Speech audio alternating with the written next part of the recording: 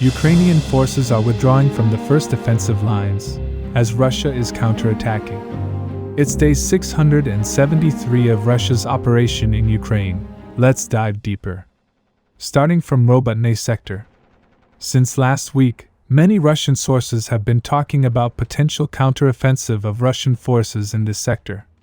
Other than the Russian advance here, we did not see much of a movement. Many sources after the advance were saying that this was just a probing attack. A serious attack is going to come soon. Latest report says Russian forces for the last 2 days were attacking this area from several different directions.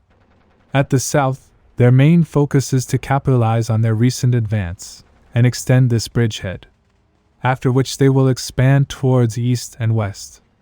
We are already getting reports that Russian forces are attacking from Verbove. As you can see, this means Ukrainian forces entrenched in this area will soon be forced to withdraw. And we are getting similar reports like this. Several sources have reported that Ukrainian forces have started a withdrawal process in some areas. However, they still hold this area. One thing to keep in mind is that the weather is bad, so movement of heavy equipment will be very challenging. In addition, Russian forces have also started pressing the village from the west. From the Kopani village, Russian forces in the last day or so were able to recapture this area. It seems like their plan is to cut this main supply line of Ukrainian forces and force them to withdraw. They are planning to do it in 2 areas, as they also simultaneously recaptured this area. This means that any more advance of Russian forces in any direction will significantly affect the Ukraine's situation in the village. Russian forces to transfer personnel and ammo have started using this lightweight buggy. This was shared by Russian sources from the southern front. Now moving to Maryinka. As fast as Russians have advanced in recent weeks, it looks like they are avenging the slow progress of the city. After the complete capture of the Maryinka, yesterday they already captured this open field.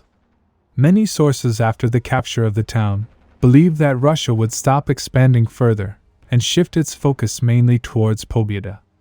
And they were partially correct. Russian forces have increased their focus on Pobeda, but are also advancing on Avdiivka. Today it was reported that, since the last 24 hours, Russian forces were able to enter the village. They took several houses on the outskirts. Sources are saying that we will see more advances in this direction. Now moving to Bakhmut. In my last report I reported that there was uncertainty about Ukraine's control of the cemetery.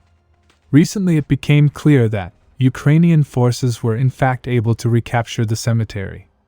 Because from the videos shared by Russian paratroopers, we can see them targeting Ukrainian forces around it. But that control didn't last long. Because after the attack, they were able to recapture the cemetery and also advance in the direction of Chasiv. Recently, satellite images were shared of a Russian port in Crimea.